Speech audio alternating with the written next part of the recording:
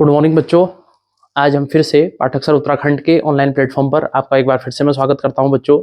तो आज का जो हमारा वीडियो होने वाला है बच्चों, ये होने वाला है हमारा कत्यूरी राजवंश की गौरव गाथा पर, जो उत्तराखंड के इतिहास का एक सबसे प्रमुख राजवंश रहा है। तो इस आज के लेक्चर में मैं आपको बताऊंगा कि कत्यूरी राजवंश की स्थापना, ये कहाँ से आए हुए शासक थे, क्या इनके राजवंश का इतिहास था। और यकीन मानिए बच्चों, अगर आप इस वीडियो को पूरा देखेंगे तो सारे कत्यूरी राजवंश से जितने भी बनने वाले हमारे क्वेश्चंस हैं, ये सारे के सारे आप अटेम्प्ट कर पाएंगे और बिल्कुल एफर्टलेसली अटेम्प्ट कर पाएंगे, ठीक है ना। और कोई भी क्वेश्चन आपका प्रीलिम्स में आए, उत्तराखंड में मेंस में आए, या किसी यूके ट्रिपल एससी के एग्जाम में आए, कोई भी क्वेश्चन आपका छूटने वाला नहीं है। और साथ साथ में ये भी मैं आपको बता देना चाहूँ कि जो लोग कंपटीशन की तैयारी नहीं कर रहे हैं, उन लोगों की उत्तराखंड के इतिहास, क्योंकि इतना इंपॉर्टेंट राजवंश हमारा है, हम ये कह सकते हैं कि हमारा पहला ऐतिहासिक राजवंश ये है, तो उन लोगों के लिए भी वीडियो बच्चों इक्वली इंपॉर्टेंट होने वाला है। तो सभी लोग वीडियो को अंत तक जरूर देखें, बहुत ही आपका ज्ञानवर्धन करने का कार्य ये वीडियो करने वाला है। तो बच्चों ज्यादा बात न करते हुए आज के लेक्चर को हम शुरू करते हैं। तो आज का हमारा लेक्चर होने वाला है बच्चों कत्यूरी राजवंश के ऊपर, ठीक है, कत्यूरी राजवंश। और बच्चों इसका एक नाम हमको कार्तिकेयपुर राजवंश भी मिलता है, कार्तिकेयपुर राजवंश। अब बच्चों कत्यूरी डायनेस्टी या कार्तिकेयपुर राजवंश, इस नाम के बारे में भी थोड़ा सा मतभेद है इतिहासकारों में, ठीक है ना। अगर हम कत्यूरी राजवंश और कार्तिकेयपुर राजवंश की बात करें तो जो हमारे प्रारंभिक इतिहासकार हैं, जैसे हमारे एटकिंसन महोदय हैं जिन्होंने हिमालयन गजेटियर लिखा, एटकिंसन हो गए, हमारे शिव प्रसाद डबराल हो गए, शिव प्रसाद डबराल हो गए, और बच्चों हमारे बद्रीदत्त पांडे हो गए, इन्होंने भी कुओं का इतिहास लिखा, बद्रीदत्त पांडे। तो इन तीनों ने कार्तिकेयपुर और कत्यूरी राजवंश को बच्चों एक ही माना है, और अपने पूरी इतिहास का जो इन्होंने समालोचना की है उसमें इस राजवंश को एक ही मानते हुए की है। लेकिन अब इस राजवंश के संबंध में मतभेद यहां पर आता है। जो हमारे डॉक्टर यशवंत सिंह कठोच हैं, डॉक्टर कठोच हैं बच्चों, ये डॉक्टर कठोच इस कार्तिकेयपुर राजवंश और इस कत्यूरी राजवंश, इन दोनों को अलग मानते हैं, ठीक है ना। क्या मान्यता इनकी है? डॉक्टर कठोच कहते हैं कि 750 एडी से, बच्चों ध्यान से सुनिएगा इस बात को, 750 एडी से 1050 एडी तक जिस डायनेस्टी ने रूल किया उत्तराखंड में, जिसको सबसे प्रतापी राजवंशी उत्तराखंड का मानते हैं, ये कहते हैं कि ये प्रारंभिक राजवंश कार्तिकेयपुर राजवंश था। और जब 1050 के आसपास में इस कार्तिकेयपुर राजवंश का पतन हुआ तो इसके जो परिवर्ती शासक आए, वो परिवर्ती शासक क्या कहलाए बच्चों? वो कत्यूरी कहलाए। कौन? ये परिवर्ती शासक क्या कहलाए? कत्यूरी कहलाए। तो इनकी मान्यता यहां पर आधारित है। अब ये किस आधार पर ऐसा बोलते हैं इसको भी जान लेना जरूरी है। ये एक अभिलेख के आधार पर ऐसा बोलते हैं बच्चों, तो बहुत इंपॉर्टेंट अभिलेख है, इसको आप ध्यान रखिएगा। एक जतबाल देव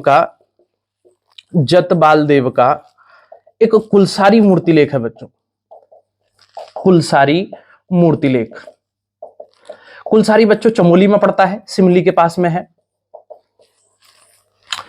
तो इनकी मान्यता इस अभिलेख पर आधारित है। ये कहते हैं कि इस पर और बहुत सारी रिसर्च किए जाने की जरूरत है, क्योंकि जो हमारा कार्तिकेयपुर राजवंश है ये अलग है किससे? कत्यूरी राजवंश से। लेकिन मैं आपको यहां पर एक चीज स्पष्ट करना चाहूंगा कि जितने भी हमारे सवाल उत्तराखंड के एग्जाम्स में अभी तक पूछे गए हैं, तो उसने कार्तिकेयपुर और कत्यूरी राजवंश को एक ही मानकर पूछा है।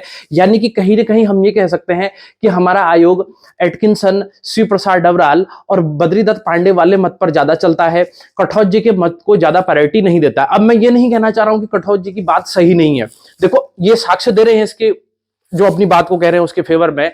लेकिन यहां पर एक बात बहुत इंपॉर्टेंट हो जाती है कि क्या, कि जब ये साक्ष्य दे रहे हैं लेकिन ये साक्ष्य इतने पुष्ट नहीं है कि हम इन दोनों राजवंशों को यहां पर अलग अलग कर पाए। तो बच्चों हम अपने हिसाब से इस चीज को थोड़ा सा देखेंगे, ठीक है ना। तो ये बात आप क्लियर कर लीजिएगा कि एटकिंसन, शिव प्रसाद डबराल, बद्रीदत्त पांडे ने कार्तिकेयपुर और कत्यूरी राजवंश को एक ही माना है, और डॉक्टर यशवंत सिंह कठोच ने कार्तिकेयपुर राजवंश और कत्यूरी राजवंश दोनों को अलग अलग माना है, ठीक है ना बच्चों। तो यहां से आगे की बात हम शुरू करते हैं। और जतपाल देव, ये कई बार पूछे जाने वाला सवाल है कि कुलसारी मूर्तिलेख किस शासक से संबंधित है, तो ये कत्यूरी शासक जतपाल देव से संबंधित है। तो बच्चों हम यहां से आगे की बात अब शुरू करते हैं। अब देखो कि जब हम कार्तिकेयपुर राजवंश या कत्यूरी राजवंश की बात करते हैं बच्चों, तो इनका शासनकाल सबसे पहले हमको देखना है कि काल क्या है इनका, ठीक है ना। तो इनका काल की अगर हम बात करें, या अवधि, इनका जो ड्यूरेशन है वो 750 एडी से 1050 एडी, ये इनके उत्कर्ष का काल है, उत्कर्ष का काल। यानी कि इस समय पर यह राजवंश सबसे शक्तिशाली रहा और 1050 एडी के बाद इस राजवंश का पतन प्रारंभ हो गया और वहां से बच्चों इसने लगभग 15वीं शताब्दी तक अलग अलग राजवंशों के रूप में या अलग अलग फैमिलीज के रूप में रूल किया, अलग अलग मांडलिक राजाओं के रूप में उन्होंने रूल किया। जैसे बाद में चल करके अस्कोट के पाल अलग हो गए, पाली पछाओं की शाखा अलग हो गई, बारामंडल की शाखा अलग हो गई, जो कत्यूर घाटी वाली शाखा थी वो अलग से रूल करने लगी। वहां सीरा और डोटी में निरंजन देव ने अलग से एक रैका राज्य की स्थापना कर दी। तो उस आधार पर फिर इनका अलग अलग परिवारों में विभाजन हो गया बच्चों, ठीक है ना। तो इनका जो काल हम कह सकते हैं कि लगभग 750 एडी से लेकर के बच्चों 15वीं शताब्दी तक इन्होंने रूल किया और उसमें से 750 एडी से लेकर के 1050 एडी तक का काल इनके उत्कर्ष का काल कहा जा सकता है। तो ये पहले आप सबसे पहली चीज क्या, इनके कालखंड के बारे में अपना कॉन्सेप्ट क्लियर कर लीजिएगा। दूसरा बच्चों, अब कत्यूरी राजवंश के इतिहास की जानकारी के स्रोत क्या है, ठीक है। कत्यूरी राजवंश के इतिहास की जानकारी के स्रोत क्या है, तो दो इनके प्रमुख स्रोत हैं बच्चों। क्या, एक तो जो हमारे जागर गाथाएं हैं, जागर गाथाएं, लेकिन बच्चों जागर गाथाएं ज्यादा ऑथेंटिक इतिहास जानने का सोर्स नहीं होती हैं। क्यों? क्योंकि इनमें कभी कभी अतिशयोक्ति पाई जाती है। क्या पाई जाती है? अतिशयोक्ति पाई जाती है, हाइपरबोलिक एलिमेंट ज्यादा होता है कभी कभी। लेकिन इनके इतिहास जानने का जो सबसे प्रमुख स्रोत है बच्चों, इनके द्वारा बनाए गए स्मारक, जिसमें मुख्य रूप से मंदिर आते हैं और इनके जो बच्चों हमको अभिलेख प्राप्त हुए हैं, जो इनके अभिलेख प्राप्त हुए हैं। तो एक एक करके हम इनके अभिलेखों के बारे में जानेंगे कि क्या कौन कौन से अभिलेख हैं जिससे हमको इनके बारे में जानकारी प्राप्त हो रही है। तो एक इनका काल क्लियर कर लीजिएगा और दूसरे इनके अभिलेखों के बारे में हम आगे पढ़ने वाले हैं, ठीक है बच्चों। तो आगे बढ़ते हैं। इतिहास जानने के स्रोत कत्यूरी राजवंश के, तो पहला इनका जो स्रोत आता है बच्चों अभिलेखों में, तो पहला अभिलेख आता है बागेश्वर अभिलेख। बागेश्वर अभिलेख, बागेश्वर अभिलेख बच्चों कत्यूरी शासक भूदेव से संबंधित है। किससे संबंधित है? कत्यूरी शासक भूदेव से संबंधित है और इसमें लगभग 8 शासकों का नाम हमको मिलता है। कितने शासकों का नाम? 8 शासकों का नाम हमको मिलता है। और जो ये 8 शासकों का नाम हमको मिलता है, इस अभिलेख के आधार पर इस राजवंश का संस्थापक बच्चों किसको माना जाता है? वसंत देव को माना जाता है। वसंत देव, या कई जगह पर इसको वसंतन देव भी लिखा हुआ है। अब बागेश्वर अभिलेख में जो बागेश्वर के लिए शब्द प्रयोग हुआ है, वो शब्द हुआ है बच्चों व्याघ्रेश्वर। क्या शब्द प्रयोग हुआ है? व्याघ्रेश्वर शब्द प्रयोग हुआ है। किसके लिए? बागेश्वर के लिए। और बागेश्वर अभिलेख से ही हमको ये जानकारी प्राप्त होती है, आगे मैं आपको बताऊंगा, कि कत्यूरी शासक भूदेव ने बुद्ध श्रमण शत्रु की उपाधि धारण की थी, यानी कि स्वयं को ये बौद्ध धर्म का शत्रु कहता है या विरोधी कहता है, और ये काली पूजा और बलिदान प्रथा का भी विरोधी था बच्चों।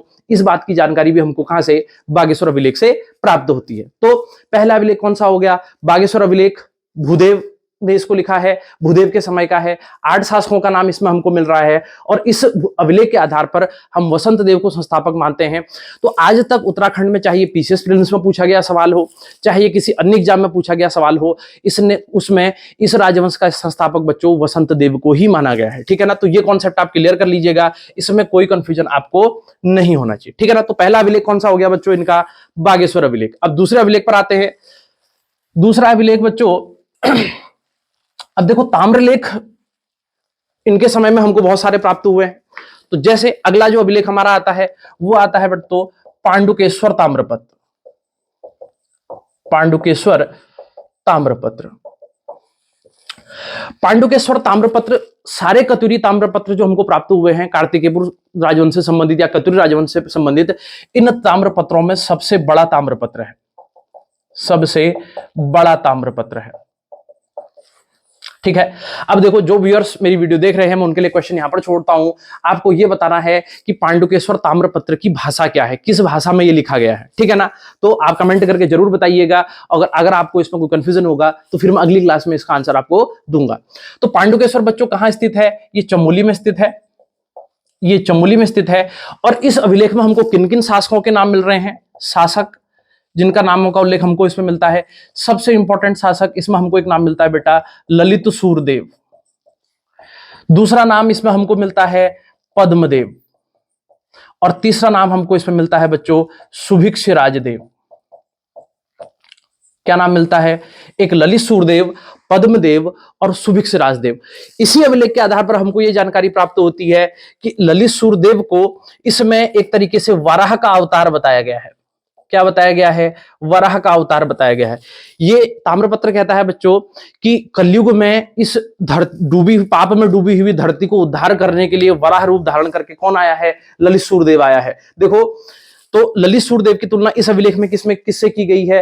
भगवान विष्णु के वराह अवतार से की गई है। और इसी अभिलेख से हमको एक जानकारी और प्राप्त होती है कि जो कत्यूरी शासक पद्मदेव था बच्चों, इसने बद्रीनाथ मंदिर के लिए भूमि दान में दी थी।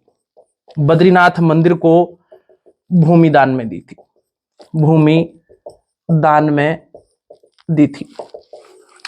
और तीसरा शासक जो सुभिक्ष राजदेव है बच्चों, इसके बारे में हमको इस अभिलेख से जानकारी प्राप्त होती है कि सुभिक्ष राजदेव की राजधानी सुभिक्षपुर थी। कहां थी? सुभिक्षपुर थी। अब देखो, तो यहां पर राजधानी की बात आ गई, तो आगे मैं आपको बताऊंगा जो कत्यूरी राजवंश की प्रारंभिक राजधानी थी बच्चों, वो जोशीमठ मानी जाती है। और आगे चल करके इसका परिवर्तन होकर ये कहां आई? कत्यूर घाटी में, यानी कि बैजनाथ में आई, जिसका नाम हमको क्या मिलता है? कार्तिकेयपुर मिलता है। तो पांडुकेश्वर ताम्रपत्र सारे ताम्रपत्रों में सबसे बड़ा ताम्रपत्र है। इसमें ललित सूर्यदेव, पद्मदेव और सुभिक्ष राजदेव नामक शासकों के नाम आए हैं। ललित सूर्यदेव को इसमें वराह का अवतार बताया गया है, धरती का उद्धार करने वाला शासक बताया गया है। और बच्चों, पद्मदेव को बद्रीनाथ मंदिर के भूमिदान करने का उल्लेख इसमें मिलता है। और सुभिक्ष राजदेव को इसकी राजधानी सुभिक्षपुर बताई गई है, ठीक है ना। लेकिन अभी तक हम ये आइडेंटिफाई नहीं कर पाए हैं कि ये सुभिक्षपुर उस समय कहां पर रहा होगा। इतिहासकारों के इसमें अलग अलग मत हैं, उस पर हमको नहीं जाना है, लेकिन अभी तक ये कंफर्म नहीं है कि ये कहां रहा होगा, ठीक है ना। तो ये हो गया हमारा पांडुकेश्वर ताम्रपत्र। अब अगले ताम्रपत्र पर आते हैं बच्चों। अगला ताम्रपत्र यह है बच्चों कंडारा ताम्रपत्र। अगला ताम्रपत्र कौन सा है? कंडारा ताम्रपत्र। कंडारा ताम्रपत्र। कंडारा ताम्रपत्र, कंडारा जो स्थान है बच्चों, ये रुद्रप्रयाग में है, ठीक है। तो मैं आपको एक जानकारी और दे दूं, चलते चलते आगे हम पढ़ेंगे भी पवार राजवंश में। तो पवार राजवंश के समय पर कंडारा एक बहुत प्रमुख गढ़ भी था बच्चों, और कंडारा गढ़ में जो है कंडारी जाति के लोगों का शासन था, ठीक है ना। तो कंडारा ताम्रपत्र में हमको किसका नाम मिल रहा है? कंडारा ताम्रपत्र में बच्चों हमको ललित सूर्यदेव का नाम मिलता है। ललित सूर्यदेव का नाम हमको इससे प्राप्त होता है, ठीक है ना। इसके बाद अगला जो ताम्रपत्र हमारा है बच्चों, यह है बालेश्वर ताम्रपत्र। बालेश्वर ताम्रपत्र, बालेश्वर ताम्रपत्र ये हमको चंपावत से प्राप्त हुआ है, बालेश्वर मंदिर से।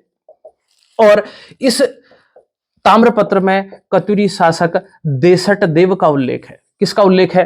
देसट देव का उल्लेख है। और एक बात और ध्यान रखना बच्चों बालेश्वर ताम्रपत्र के बारे में, बालेश्वर ताम्रपत्र में ही हमको नेपाल के शासक क्राचल्ल देव का भी उल्लेख मिलता है।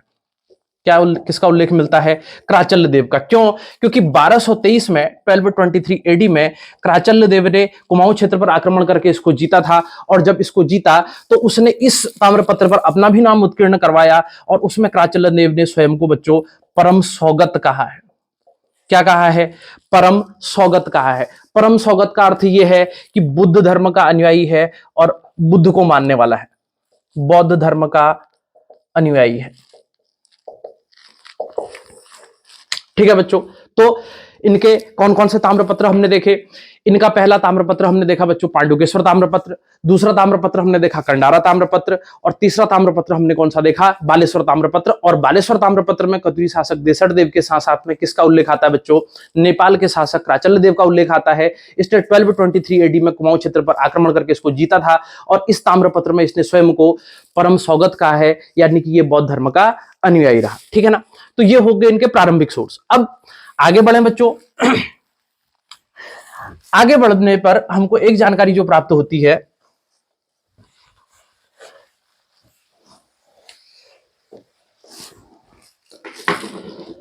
अब अगर हम जागर गाथाओं की बात करें, जागर गाथाएं, अब देखो जागर गाथाएं कत्यूरी राजवंश के इतिहास के संबंध में बहुत जानकारी प्रदान हमको करती हैं, लेकिन ये परिवर्ती कत्यूरी शासकों के बारे में ज्यादा जानकारी प्राप्त करती है। जैसे जागर गाथाओं में बच्चों इस कत्यूरी राजवंश को कंथापुरी राजवंश कहा गया है।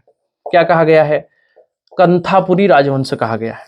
और इसमें इनके परिवर्ती शासन केंद्र लखनपुर, विराटनगर, ठीक है ना। तो लखनपुर और विराटनगर को ये माना जाता है कि रामनगर के पास में जो ढिकुली जगह थी वहां ये था।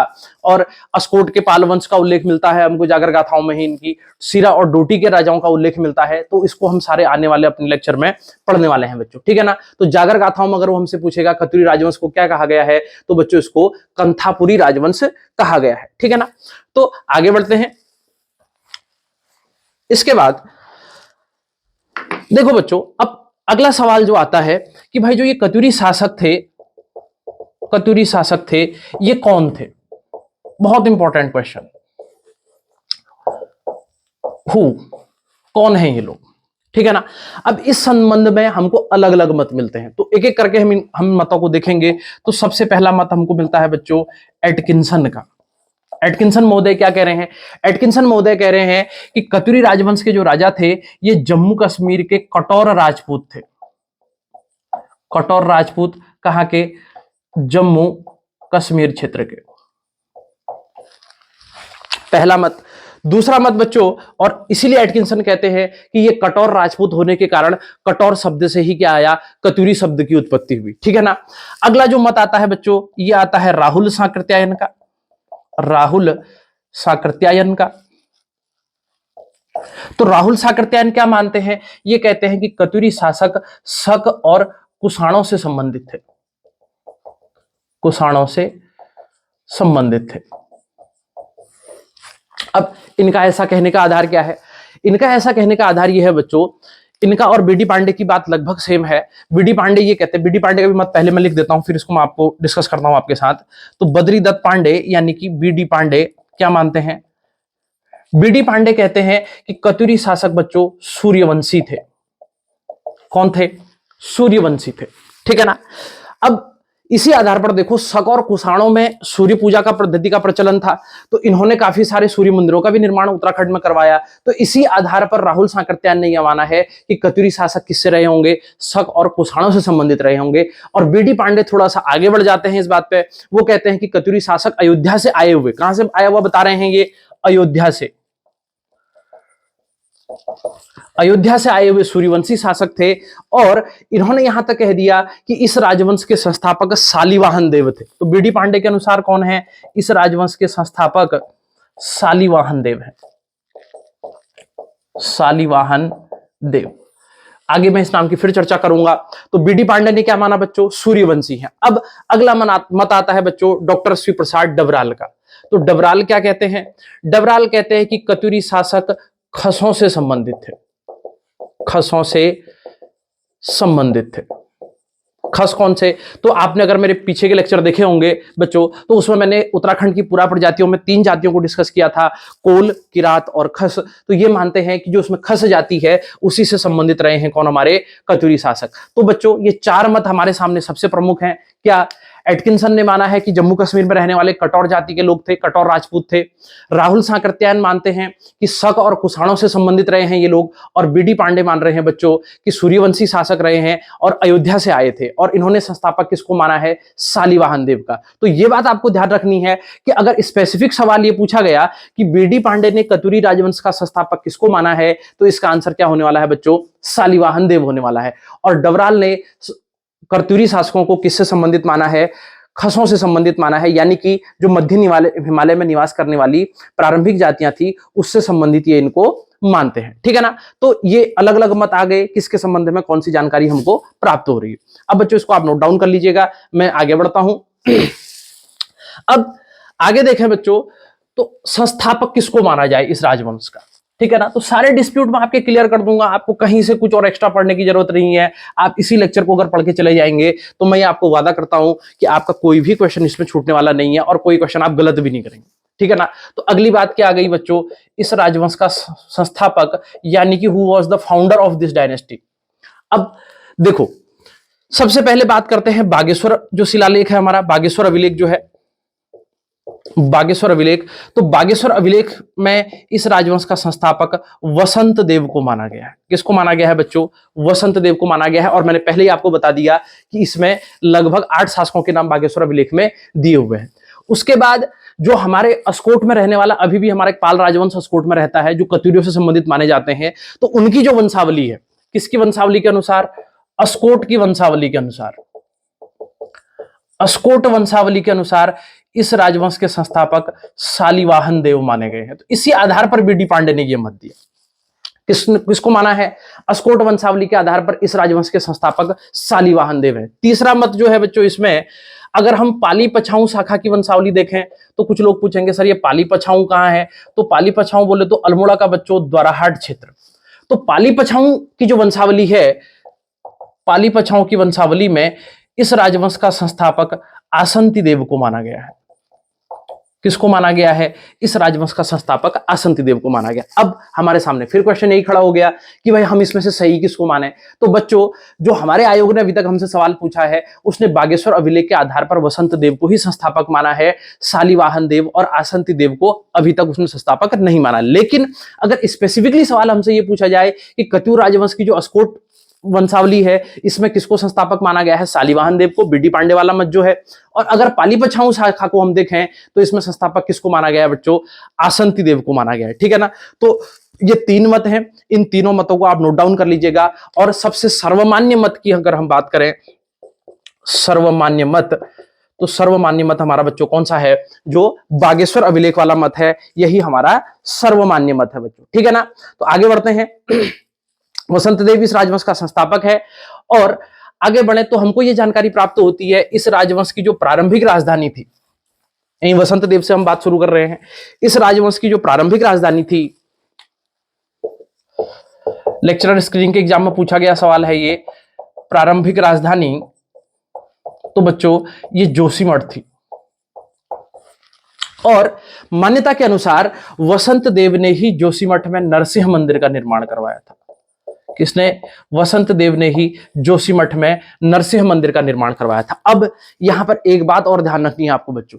देखो, जब 7वीं शताब्दी में कश्मीर के कारकोट वंशीय शासक ललितादित्य मुक्तापीड़ ने, किसने बच्चों? ललितादित्य मुक्तापीड़ ने उत्तराखंड पर आक्रमण किया। इसने केदार मंडल पर आक्रमण किया। केदार मंडल बोले तो गढ़वाल क्षेत्र पर। इसने जब केदार मंडल पर आक्रमण किया तो इससे हमको यह जानकारी प्राप्त होती है, कलहड़ ने इस बात को लिखा है, कलहड़ ने लिखा है कि ललितादित्य मुक्तापीड़ ने जब केदार मंडल पर आक्रमण किया, इसको जीता, और केदार मंडल को जीतने के बाद इसने जोशीमठ में नरसिंह मूर्ति की स्थापना की। क्या की? नरसिंह मूर्ति की स्थापना।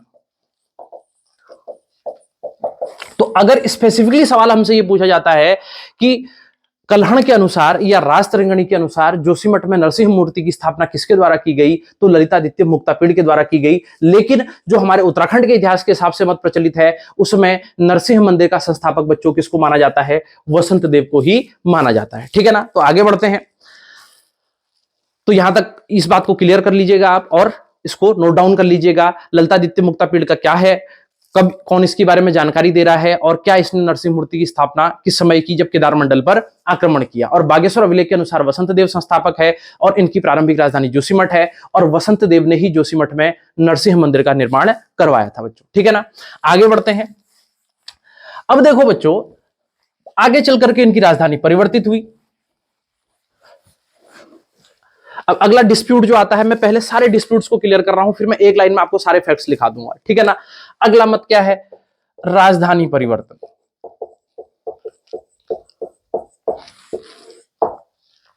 राजधानी परिवर्तन। अब राजधानी परिवर्तन क्या?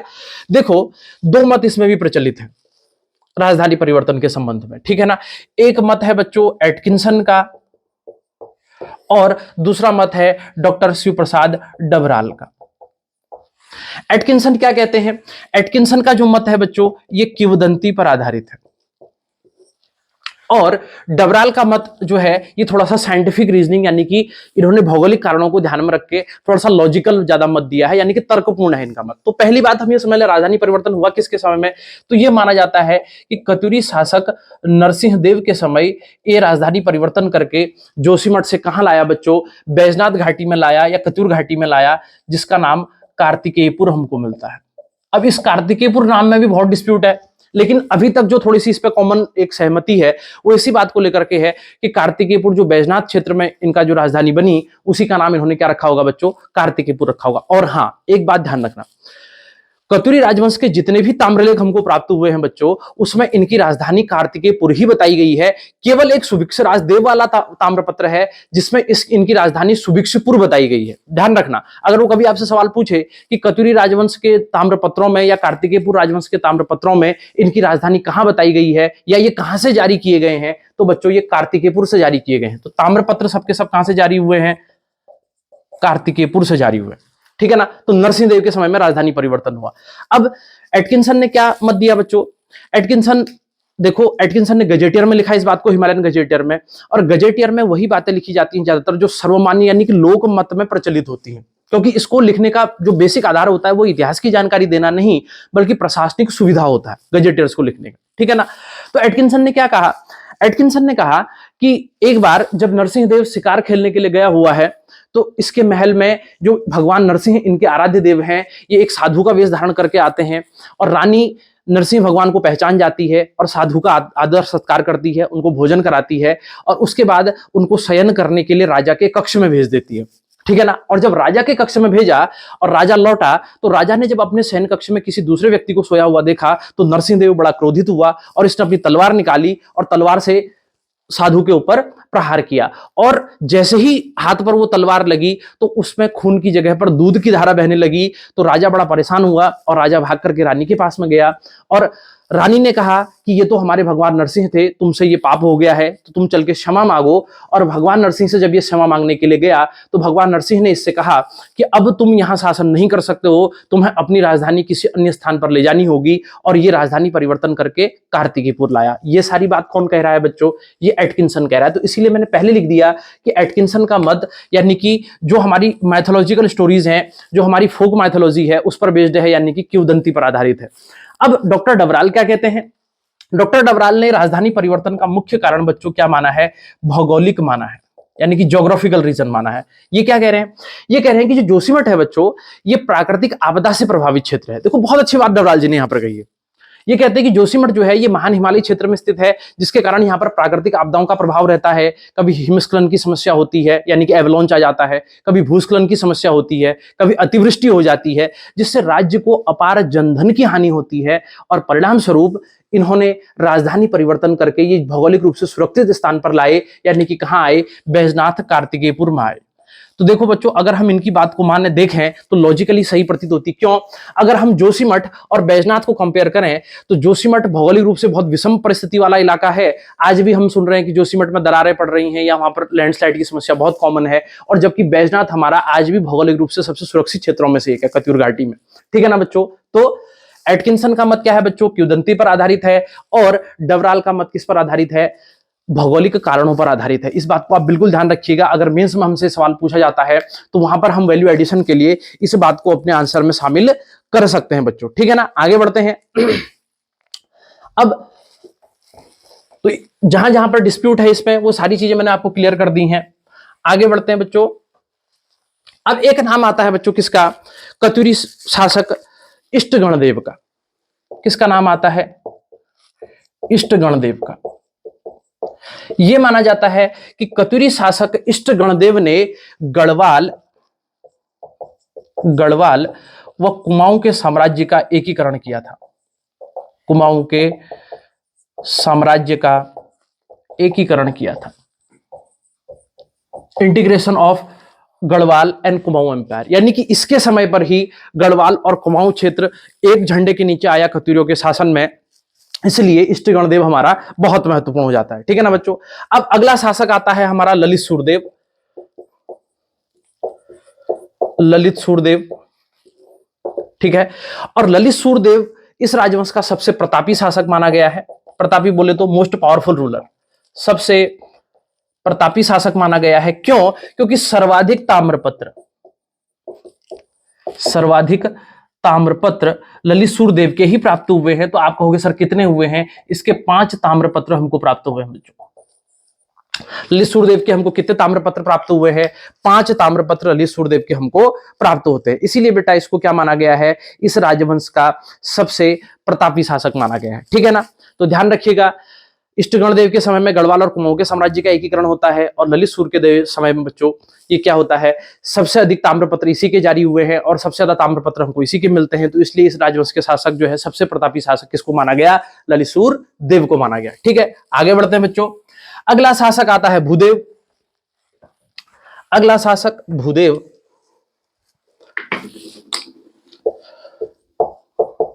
भूदेव, अब भूदेव के बारे में क्या बात है जो प्रचलित है? एक तो इसने बच्चों बुद्ध श्रमण शत्रु की उपाधि धारण की थी। सबसे इंपॉर्टेंट बात है, ध्यान रखना। क्या उपाधि धारण की? बुद्ध श्रमण शत्रु की, यानी कि ये कहता है भाई मैं बौद्ध धर्म का विरोधी हूं, बौद्ध धर्म को मानने वाले का मैं शत्रु हूं। क्यों? इसका एक कारण है। प्रारंभ में कतुरी शासक माने जाते हैं कि ये बौद्ध धर्म के प्रभाव में थे, लेकिन इनके ही शासनकाल में शंकराचार्य का उत्तराखंड में आगमन हुआ बच्चों, और शंकराचार्य ने हिंदू धर्म को पुनर्जीवित किया, रिवाइव किया। और जब से शंकराचार्य उत्तराखंड में आए तो ये माना जाता है कि आगे चल करके कतुरी शासक किसके अनुयायी हो गए? शैव मत के अनुयायी हो गए। किसके अनुयायी हो गए बच्चों? शैव मत के अनुयायी हो गए। यानी कि Katyuri rulers became follower of Shaiva sect after the advent of Shankaracharya in Uttarakhand. तो ध्यान में रखना। और दूसरा बच्चों भूदेव के बारे में हमको जानकारी मिलती है कि ये काली पूजा व बलिदान प्रथा का विरोधी था। बलिदान प्रथा का विरोधी था, अगेंस्ट है इसके। इसीलिए इसके अभिलेख में एक चीज आती है, लिखा है बार बार एक शब्द आता है कि काली इसके पास नहीं आ सकती। ठीक है ना? किसके अभिलेख में? भूदेव के अभिलेख में। तो काली इसके पास नहीं आ सकती का मतलब क्या है? कि काली पूजा का विरोधी है, और बलिदान प्रथा का भी विरोधी इसको बताया गया है कि इसने बलिदान प्रथा को रोक लगाने के लिए कुछ कदम उठाए थे अपने शासन काल में। ठीक है ना बच्चों? तो ये हमको ध्यान में रखना है। आगे बढ़ते हैं।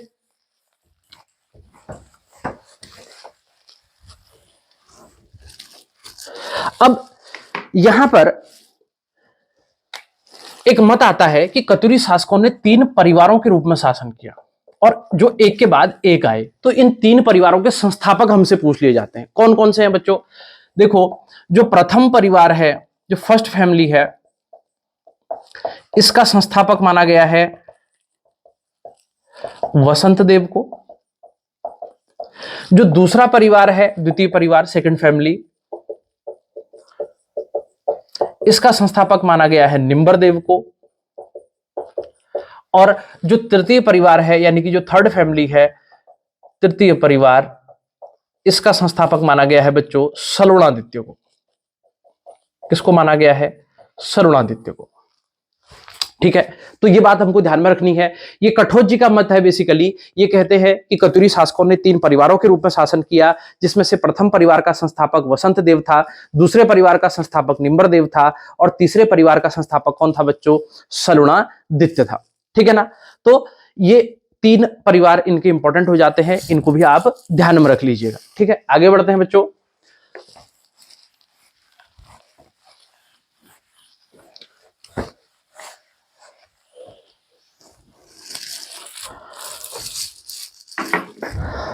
अब देखो बच्चों, यह माना जाता है कि जब राजधानी परिवर्तन हुआ तो इस राजवंश का उसके बाद क्या हो गया? पतन प्रारंभ हो गया। तो लगभग 1050 एडी की जो डेट मैंने आपको पहले बताई थी, यही माना जाता है कि यहां से आगे इस राजवंश का पतन प्रारंभ हुआ होगा। क्यों बच्चों? क्योंकि ये अलग अलग परिवारों के रूप में शासन करने लगे, और उसके 2 और कारण भी हैं बच्चों कि जैसे जैसे इनका साम्राज्य बढ़ता गया तो 2 क्षेत्रीय साम्राज्यों का भी उदय होता गया। ठीक है ना? कौन कौन से? एक गढ़वाल क्षेत्र में परमार राजवंश, और कुमाऊं क्षेत्र में चंद राजवंश। जैसे जैसे ये रूलर शक्तिशाली होने लगे तो इस साम्राज्य का प्रभाव कम होने लगा बच्चों। ठीक है ना? एक बात मैं आपको और बता दूं, बीडी पांडे ने एक बात लिखी है। बीडी पांडे ने कहा कि जो इनका जो पहला शासक है वसंत देव, या इसका ये उल्लेख वासुदेव के नाम से भी करते हैं। इनके एक पुत्र थे कनकदेव। कनकदेव ये काबुल में एक युद्ध के दौरान मारे गए। तो इसी आधार पर यह कहते हैं कि इस राजवंश की जो भौगोलिक सीमा रही होगी, भौगोलिक सीमा, ये कहते हैं कि पश्चिम में काबुल से पूर्व में सिक्किम तक इनका राज्य फैला था और दक्षिण में रोहिलखंड तक इनके साम्राज्य का विस्तार था। ठीक है ना बच्चों, क्या कह रहे हैं ये कि पश्चिम में इनका साम्राज्य काबुल तक है और पूर्व में इनका साम्राज्य सिक्किम तक है, यानी कि नेपाल वाला पूरा हिस्सा भी इन्हीं के साम्राज्य के अंतर्गत आता है, और दक्षिण में इनका साम्राज्य रोहिलखंड तक फैला हुआ है। क्यों बच्चों? क्योंकि अब आप कहोगे सर ऐसा ये किस आधार पर कह रहे हैं? क्योंकि कत्यूरी राजवंश के समय में जो अधिकारियों के नाम हमको मिलते हैं तो यहां पर हाथियों की सेना का होने का भी उल्लेख प्राप्त होता है। तो पहाड़ी क्षेत्र का, अगर विशुद्ध रूप से ये पहाड़ी क्षेत्र का ही राजवंश रहा होता तो पहाड़ी क्षेत्र में बच्चों हाथियों की सेना होने का कोई लॉजिक नहीं है। ठीक है ना? तो हाथियों की सेना, ऊंट की सेना, क्यों? क्योंकि जो सेनापति के लिए शब्द आ रहा है वो क्या आ रहा है? हस्त्य, सोष्ट्र, आगे मैं बताऊंगा प्रमुख पदाधिकारियों में बलाधिकृत।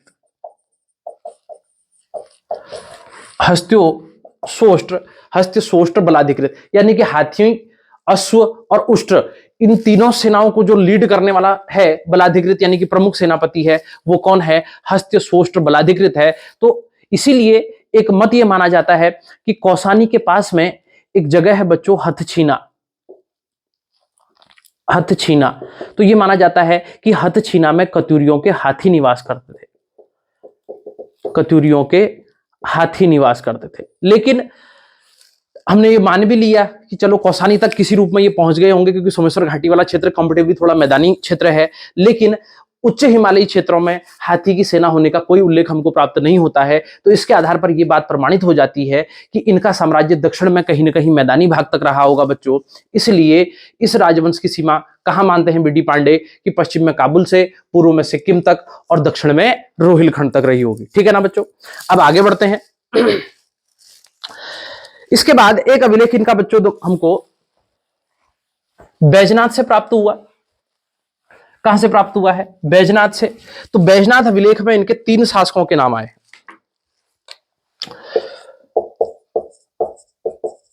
बैजनाथ अभिलेख,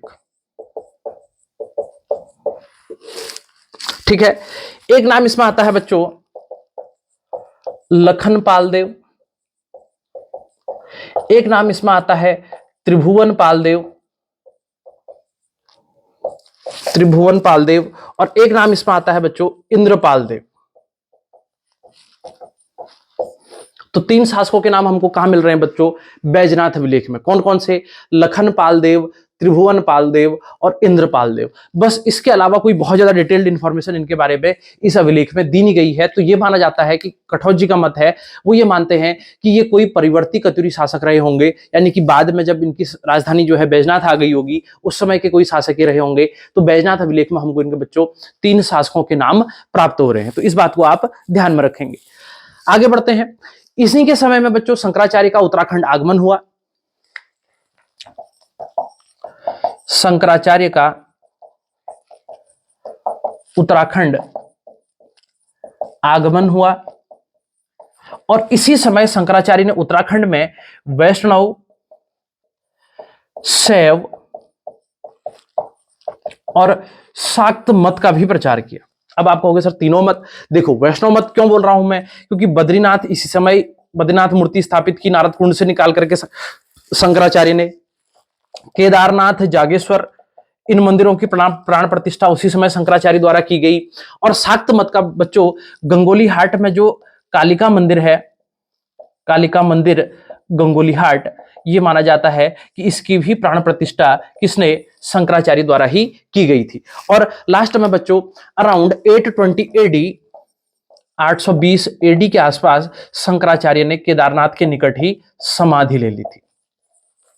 ठीक है ना? तो आज भी शंकराचार्य की जो समाधि है बच्चों, ये कहां पर? ये केदारनाथ के पास में स्थित है। तो इस बात को आप नोट डाउन कर लेंगे। बैजनाथ अभिलेख में किन शासकों के नाम आ रहे हैं, शंकराचार्य का उत्तराखंड आगमन किसके समय हुआ? कत्यूरी शासनकाल के समय में हुआ, राजाओं के समय, और इन्होंने वैष्णव, शैव और शाक्त मत को पुनर्स्थापित किया। तो बच्चों रिसेंटली यही सवाल पूछा गया था एक एग्जाम में उत्तराखंड के, उसने पूछा था कि उत्तराखंड में कौन कौन से मत प्रचलित रहे हैं।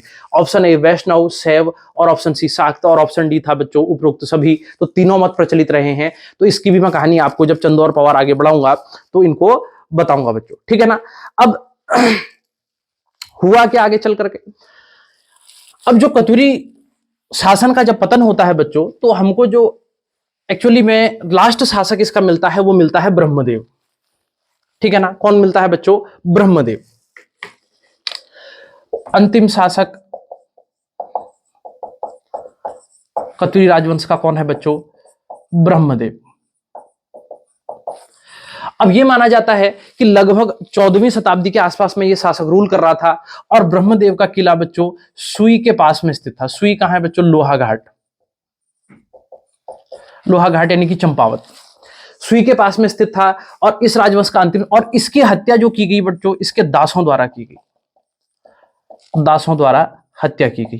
क्यों? क्योंकि ब्रह्मदेव को माना जाता है कि बहुत अत्याचारी प्रवृत्ति का शासक था। तो इसके बारे में यह कहा जाता है, इसको डर थी कि मेरे अत्याचारपूर्ण शासन के कारण कहीं मेरी दास मेरी हत्या न कर दें। तो जब ये पालकी में भ्रमण के लिए निकलता था बच्चों, तो ये पालकी ले जाने वालों के कंधों पर कुंडों से जो है अपनी पालकी को ठुकवा देता था। यानी कि देखो कितना अत्याचारी शासक रहा होगा। और इसीलिए एक दिन दो दासों ने इससे तंग आकर के उन्होंने स्वयं भी वो खाई में कूद गए और इसकी पालकी सहित भी इसको खाई में धकेल दिया। तो ब्रह्मदेव की हत्या किसके द्वारा की गई? इसके दासों द्वारा की गई। और इसी को बच्चों क्या कहा जाता है? कत्यूरी राजवंश का अंतिम शासक माना जाता है। लेकिन बच्चों अब किताबों में ये बात लिखी हुई है, लेकिन इसको अंतिम शासक मानना, देखो ये एक मांडलिक राजा है, इसी के पैरेलल वहां अस्कोट में पाल शासन कर रहे हैं, पाली पछाओं के शासक शासन कर रहे हैं। तो लास्ट में कौन अंतिम शासक है ये कहना बड़ा कठिन हो जाता है। ठीक है ना। लेकिन फिर भी जो हमारी किताबों में बात लिखी हुई है उसके आधार पर हम ये मान लेते हैं कि क्या बच्चों इस राजवंश का सबसे अंतिम शासक कौन रहा होगा? ब्रह्मदेव रहा होगा।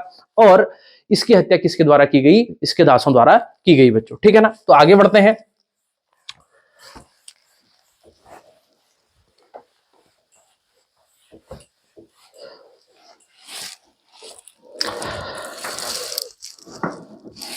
अब देखो बच्चों, अब अगला हमारा टॉपिक आता है कत्यूरी राजवंश का प्रशासन। ठीक है ना, कि किस तरीके की प्रशासन प्रणाली इनकी रही होगी। लेकिन मैं एक चीज आपको और बता दूं बच्चों, जो शक और कुषाणों वाला मत है कत्यूरियों का, या बीडी पांडे ने जो इनको सूर्यवंश से संबंधित माना है, इसकी प्रमाणिकता एक बात ये भी है आज तक कि अभी भी देखो, जब हमारी अभी रिसेंटली देखो मकर संक्रांति हुई और मकर संक्रांति में हमारा उत्तरायणी का मेला आयोजित होता है, तो मकर संक्रांति के अवसर पर बच्चों सूर्य के उत्तरायण होने का पर्व है। ठीक है ना। तो मकर संक्रांति के अवसर पर आज भी कत्यूरी राजवंश के जो वंशज हैं वो आकर के हल्द्वानी के पास में एक जगह है बच्चों रानी बाग, पौड़ी से आते हैं, ये कत्यूर घाटी से आते हैं, चंपावत से आते हैं, पाली पछाऊ क्षेत्र से आते हैं। ये लोग आकर के आज भी जिया रानी की जागर लगाते हैं रात को, और सुबह स्नान करके फिर अपने अपने घरों को जाते हैं। तो जिया रानी की पूजा किस अवसर पर करते हैं ये लोग? सूर्य के उत्तरायण होने के उपलक्ष्य में। और एक चीज और है बच्चों, कुषाणों से संबंधित इनका मानने का ये बात सही कैसे और हो सकती है, क्योंकि कत्यूरी राजवंश में टांके का प्रचलन बहुत ज्यादा रहा है। तो टांका मतलब पगड़ी, ये स्थानीय शब्द भी आजकल पूछे जाते हैं। टांका मतलब बच्चों पगड़ी। तो ये माना जाता है कि कत्यूरी शासक जब थे तो ये 22 हाथ का टांका बांधते थे। 22 हाथ बोले तो आप लगभग मान सकते हो कि 22 मीटर। ठीक है ना। तो इतना बड़ा टांका इनका होता था, यानी कि पगड़ी बांधते थे। तो पगड़ी बांधना बच्चों किसको इंडिकेट करता है? कुषाण और शक प्रभाव को। क्योंकि बूट पहनना, लंबी शेरवानी और अचकन पहनना और पगड़ी बांधना, ये किसका सिंबल है बच्चों? ये सिंबल है कुषाण और शक प्रभाव का। तो इस आधार पर भी हम ये मान सकते हैं कि कत्यूरी राजवंश कहीं ना कहीं किससे संबंधित रहा होगा? सूर्य वंशजों से संबंधित रहा होगा। अब बच्चों एक मत और आता है, जो हमारा जो लेटेस्ट मत है, इसके बारे में भी उत्तराखंड के इतिहास में ज्यादा इसकी चर्चा नहीं हुई है। अगर हम इनकी स्थापत्य कला को देखें, ठीक है ना, किसको देखें? इनकी स्थापत्य कला को देखें, तो इनकी स्थापत्य कला हमको काफी हद तक मिलती है बच्चों किससे? गुज्जर प्रतिहार राजवंश जो रहा है। ठीक है ना। तो अब इससे एक मत और निकल करके आ जाता है कि हो सकता है कि गुज्जर प्रतिहारों की कोई शाखा आकर के इन्होंने उत्तराखंड में कभी रूल किया हो और यही शासक आगे चल करके क्या कहलाए हो? कार्तिकीपुर या कत्यूरी शासक कहलाए हैं। क्यों? क्योंकि ये सारा जो हमने डिस्कस किया अभी तक की बात, ये सब भारतीय इतिहास में बच्चों पूर्व मध्यकाल के अंतर्गत आता है। और पूर्व मध्यकाल में गुज्जर प्रतिहार एक इंपॉर्टेंट डायनेस्टी हुई, और उनके जो स्थापत्य कला के गुण हैं वो इनकी स्थापत्य कला में भी बहुत प्रचुर मात्रा में मिलते हैं। तो इसलिए एक जो मॉडर्न हिस्टोरियंस की थ्योरी है वो ये भी मानती है कि कत्यूरी शासक हो सकता है कि किससे संबंधित रहे हो? गुज्जर और प्रतिहारों से संबंधित रहे हो। अब बच्चों आज के लेक्चर में हम प्रशासन को शायद डिस्कस न कर पाए, क्योंकि ये काफी ऑलरेडी लेक्चर लंबा हो गया है। तो इसके लिए मैं कत्यूरी राजवंश का ही एक पार्ट 2 लेकर के आऊंगा, जिसमें हम इनके प्रशासन के बारे में और इनकी स्थापत्य कला के बारे में डिस्कस करेंगे बच्चों। तो तब तक के लिए आप जुड़े रहिए पाठक सर उत्तराखंड के साथ में। और हाँ, मैं आपको एक चीज और बताना चाहूँ, मैं आपको बहुत सारी नई लेटेस्ट इन्फॉर्मेशन दूंगा, बहुत सारी चीजें मैं आपको बताने वाला हूं। तो आप वीडियो को जरूर देखिए, लाइक कीजिए, शेयर कीजिए और सब्सक्राइब कीजिए चैनल को। तब तक के लिए धन्यवाद।